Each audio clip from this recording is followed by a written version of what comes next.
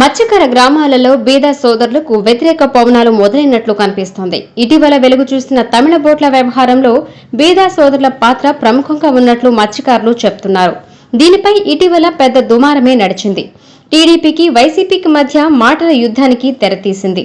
ఈ నెల 6వ తేదీన నెల్లూరు, ప్రకాశం జిల్లాలకు చెందిన మత్స్యకారులు పాకాల గ్రామంలో ప్రత్యేకంగా సమావేశమై చర్చించారు. ఎంపీ బీద మస్తాన్రావు మరియు ఎమ్మెల్సీ బీద రవిచంద్ర ఇద్దరు మత్స్యకారులను ఇబ్బందులకు గురిచేస్తున్నారని గ్రహించినట్లు తెలుస్తోంది.